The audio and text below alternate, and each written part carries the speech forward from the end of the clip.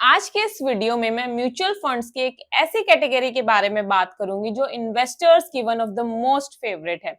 इस कैटेगरी ने पिछले 10 सालों में 484% के एब्सोल्यूट रिटर्न्स दिए हैं और ये कैटेगरी है निफ्टी मिड कैप 150।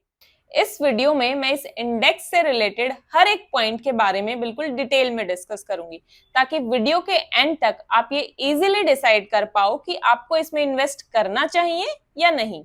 वीडियो में मैं टोटल 10 पॉइंट्स कवर करूंगी। तो चलो शुरू करते हैं अपने फर्स्ट पॉइंट से।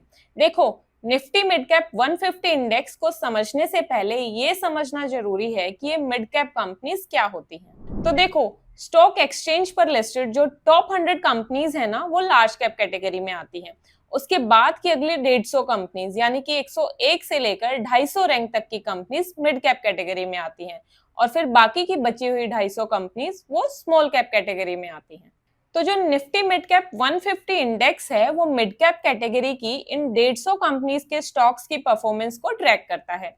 ये इंडिया की rapidly growing mid sized companies हैं जो फ्यूचर में लार्ज कैप बनने का पोटेंशियल रखती हैं। इनमें स्मॉल कैप स्टॉक से ज्यादा स्टेबिलिटी होती है और ग्रोथ पोटेंशियल भी काफी हाई होता है। ये कुछ फेमस कंपनीज हैं जो इस इंडेक्स में इंक्लूडेड हैं। ये इंडेक्स 1 अप्रैल 2016 को लॉन्च हुआ था और इस इंडेक्स की जो बेस डेट है वो है 1 अप्रैल 2005। तो ये थी इस इंडेक्स की कुछ बेसिक डिटेल्स जिससे आपको एक आइडिया हो जाए कि ये इंडेक्स किससे रिलेटेड है। अब चलते हैं नेक्स्ट पॉइंट पर। एक अच्छे एनालिसिस के लिए आगे आने वाले सभी पॉइंट्स में मैं इस इंडेक्स को लार्ज कैप और स्मॉल कैप इन दोनों से कंपेयर करूंगी। अब एक बार पहले इन तीनों कैटेगरीज का AUM देखते हैं जिससे हमें ये पता लगेगा कि इन्वेस्टर्स का इंटरेस्ट किस कैटेगरी में ज्यादा रहा है। इस टेबल में मैंने इन तीनों का अक्टूबर 2024 तक का नेट AUM का डेटा लिया है। आप इस टेबल में देख सकते हो कि इन तीनों में सबसे ज्यादा AUM मिड कैप का ही है, 3,81,708 करोड़। इससे ये साफ पता लग रहा है कि इन तीनों में से इन्वेस्टर्स मिड कैप में ज्यादा इंटरेस्टेड हैं। अब आते हैं नेक्स्ट पॉइंट पर और इन तीनों का लास्ट 1 ईयर का नेट इनफ्लो और आउटफ्लो देखते हैं। आप इस टेबल में देख सकते हो कि मिड कैप कैटेगरी का इनफ्लो पिछले एक साल में कभी भी नेगेटिव नहीं रहा, हर मंथ पॉजिटिव ही है, जबकि लार्ज कैप का दिसंबर 2023 में और स्मॉल कैप का मार्च 2024 में नेट इनफ्लो नेगेटिव भी है। मिड कैप में कंसिस्टेंटली पॉजिटिव इनफ्लो ये सिग्नल देता है कि मिड कैप कंपनीज में इन्वेस्टर्स को स्ट्रॉन्ग ग्रोथ पोटेंशियल नजर आ रहा है और वो इस सेक्टर में अपना कैपिटल इन्वेस्ट करना प्रेफर कर रहे हैं। अगर हम सिर्फ लास्ट मंथ का इनफ्लो भी देखें यानी कि अक्टूबर 2024 का, तो इसमें भी सबसे ज्यादा इनफ्लो मिड कैप का ही रहा है, 4,682 करोड़। ये इंडिकेट करता है कि इन्वेस्टर्स करंट मार्केट कंडीशंस में मिड साइज्ड कंपनीज को एक स्ट्रॉन्ग इन्वेस्टमेंट ऑप्शन मान रहे हैं।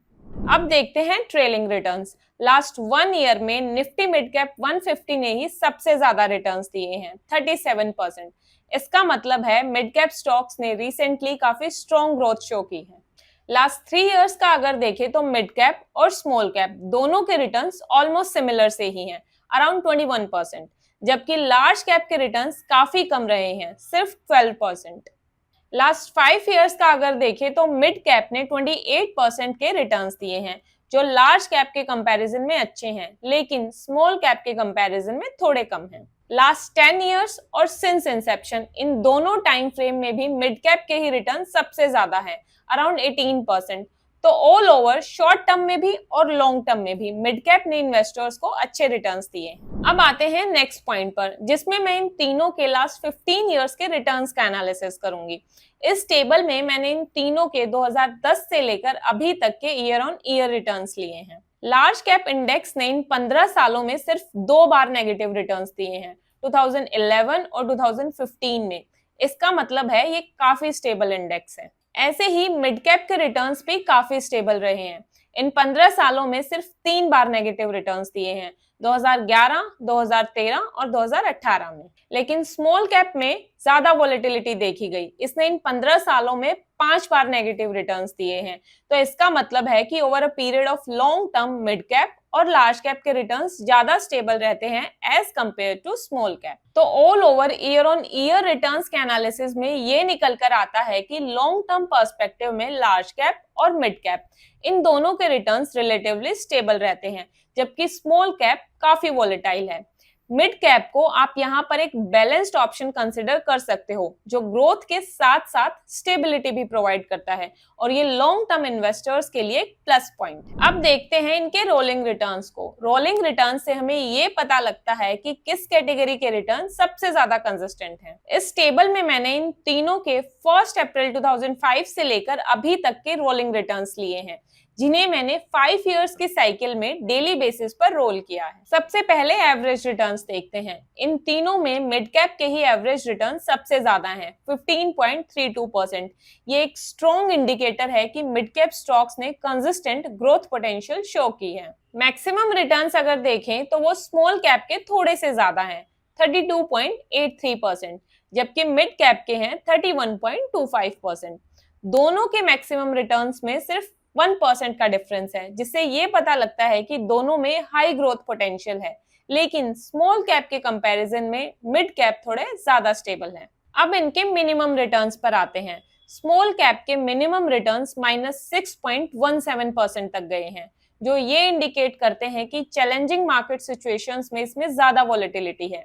मिड कैप 150 के मिनिमम रिटर्न्स -2.34% रहे हैं, और निफ्टी 100 के सबसे कम -0.75%। ये नंबर्स हमें बताते हैं कि जब मार्केट में चैलेंजेस आए तो मिड कैप और स्मॉल कैप इन दोनों में डाउनसाइड काफी ज्यादा था, स्पेशली स्मॉल कैप में, जिसके मिनिमम रिटर्न -6.17% तक गए।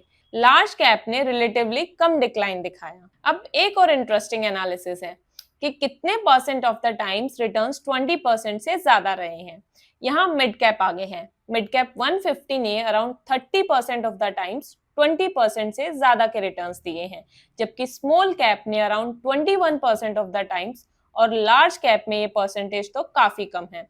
ये डेटा मिड कैप कैटेगरी के कंसिस्टेंटली हाई रिटर्न्स पोटेंशियल को हाईलाइट करता है। अब आप यहाँ पर वीडियो पॉज करके बाकी का रिटर्न्स डिस्ट्रीब्यूशन डेटा भी देख सकते हैं, जिसमें ये बताया गया है कि कितने परसेंट ऑफ टाइम्स इन तीनों के रिटर्न्स नेगेटिव, 0 से 8%, 8 से 12%, 12 से 15% और 15 से 20% की रेंज में रहे हैं। ये डेटा एक आपको कंप्लीट पिक्चर देगा इनके रिटर्न्स की कंसिस्टेंसी का। तो ये था निफ्टी मिड कैप 150 के रिटर्न्स का एनालिसिस। ओवरऑल लार्ज कैप और स्मॉल कैप के कंपैरिजन में मिड कैप के रिटर्न्स बैलेंस्ड और हाई ग्रोथ पोटेंशियल के साथ अच्छे रहे हैं। अब एक बार इन तीनों का रिस्क भी कंपेयर कर लेते हैं, ताकि आप रिटर्न्स और रिस्क इन दोनों के बेसिस पर एक अच्छा इन्वेस्टमेंट डिसीजन ले पाओ। रिस्क एनालिसिस के लिए मैंने इस टेबल में इन तीनों कैटेगरीज का सिंस इंसेप्शन स्टैंडर्ड डेविएशन का डेटा लिया है। स्टैंडर्ड डेविएशन से हमें ये पता लगता है कि एक पर्टिकुलर कैटेगरी के रिटर्न्स उसके एवरेज रिटर्न से कितने ज्यादा या कम हो सकते हैं। जिसका स्टैंडर्ड डेविएशन ज्यादा है वो उतना ही ज्यादा रिस्की है। अगर आप इस टेबल में देखो तो स्टैंडर्ड डेविएशन के बेसिस पर सबसे ज्यादा रिस्की स्मॉल कैप है और सबसे कम रिस्की है मिड कैप। मिड कैप का स्टैंडर्ड डेविएशन 21.08 है, सबसे कम। यहाँ एक इम्पोर्टेंट पॉइंट ये है कि भले ही मिड कैप का स्टैंडर्ड डेविएशन इन तीनों में सबसे कम है, लेकिन इसका मतलब ये बिल्कुल नहीं है कि ये कैटेगरी रिस्क फ्री है। ये सिर्फ इस बात को इंडिकेट करता है कि मिड कैप, लार्ज कैप और स्मॉल कैप इन दोनों के कंपैरिजन में रिलेटिवली कम रिस्की है। पर इंडिविजुअली देखें तो 21% standard deviation high risk category में आता है।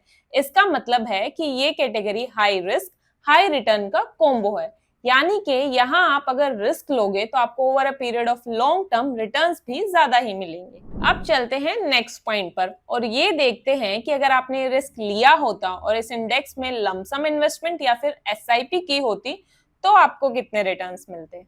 अगर आपने 10 साल पहले इसमें 5 लाख रुपए लमसम इन्वेस्ट किए होते तो आज वो अमाउंट बढ़कर 29,22,000 रुपए हो जाता, यानी कि इस इन्वेस्टमेंट पर आपको 10 सालों में 484% के एब्सोल्यूट रिटर्न्स मिलते। अब देखते हैं एसआईपी का सिनेरियो। अगर आपने 10 सालों के लिए इस इंडेक्स में हर महीने 10,000 रुपए की एसआईपी की होती और इस अमाउंट को हर साल 10% से स्टेप अप किया होता तो आपकी टोटल इन्वेस्टमेंट 17,40,000 रुपए होती। 10 साल बाद 22.55% CAGR के हिसाब से आपका SIP कॉर्पस होता 51,12,000 रुपए। ये रिटर्न्स क्लियरली दिखाते हैं कि कंसिस्टेंट SIP और डिसिप्लिन्ड इन्वेस्टिंग के साथ इन्वेस्टर्स इस कैटेगरी से लॉन्ग टर्म में अच्छी खासी वेल्थ जनरेट कर सकते हैं। अब सवाल ये आता है कि ये कैटेगरी किन इन्वेस्टर्स के लिए सुटेबल है। जैसा कि मैंने पहले भी डिस्कस किया है, ये इंडेक्स एक high risk high return combo है। इसका मतलब है कि शॉर्ट टर्म में यहाँ वॉलेटिलिटी ज्यादा है, लेकिन अगर आपका इन्वेस्टमेंट होराइजन लॉन्ग टर्म का है तो ये रिस्क मैनेज हो सकता है। तो ये इंडेक्स उन एग्रेसिव इन्वेस्टर्स के लिए बेस्ट फिट है जो हाई ग्रोथ के लिए थोड़ा ज्यादा रिस्क लेने के लिए तैयार हैं और जिनका इन्वेस्टमेंट होराइजन मिनिमम 7 से 10 साल का या उससे ज्यादा का है। अब पॉइंट आता है कि अपने पोर्टफोलियो का कितना परसेंट आपको इस कैटेगरी में इन्वेस्ट करना चाहिए। तो देखो, वैसे तो ये चीज आपके फाइनेंशियल गोल्स, इन्वेस्टमेंट होराइजन और रिस्क टेकिंग कैपेसिटी पर डिपेंड करती है। स्टिल मैं आपको एक रफ आइडिया दे देती हूँ। अगर आप बिल्कुल सेफ रहना चाहते हैं तो 20% allocation is more than sufficient. Rest वो इन्वेस्टर्स जिनको रिस्क लेना पसंद है वो 30% तक इन्वेस्ट कर सकते हैं।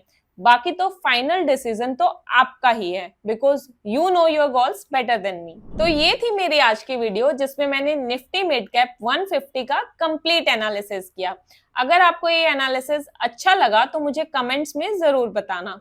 नेक्स्ट एनालिसिस मैं किस इंडेक्स का करूं ये भी बताना। Thank you so much for watching. मिलते हैं अगले वीडियो में।